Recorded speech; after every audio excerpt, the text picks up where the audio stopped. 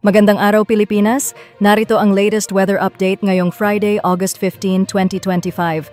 Bago natin simulan, huwag kalimutang i-like ang video na ito, i-share sa inyong mga kaibigan, mag-follow, mag-subscribe sa ating social media platforms, at pindutin ang notification bell para lagi kayong updated sa lagay ng panahon.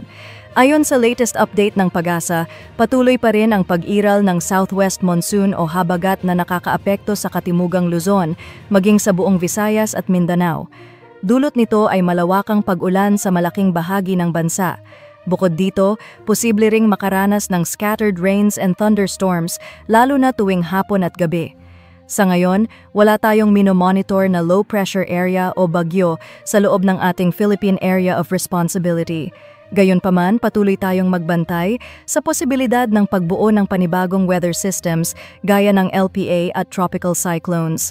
At sa forecast ngayong araw, Metro Manila, Pangasinan, buong Central Luzon, Mimaropa, Calabarzon at Bicol Region, maulap ang kalangitan at mataas ang tsansa ng pag-ulan sa maghapon. Pinapaalalahanan ang lahat na magdala ng pananggalang sa ulan at mag-ingat sa posibleng pagbaha, lalo na sa mga lugar na ilang araw nang nakakaranas ng pag-ulan. Ilocos Region, maliban sa Pangasinan, Cordillera Administrative Region at Cagayan Valley. Bahagyang maulap hanggang maulap na kalangitan na may posibilidad ng scattered rains and thunderstorms anumang oras ng araw. Sa Visayas at Mindanao, buong Visayas, Zamboanga Peninsula, Bangsamoro Region, Northern Mindanao at Caraga. Maulap ang kalangitan na may mataas na tsansa ng tuloy-tuloy na pag-ulan dahil sa habagat.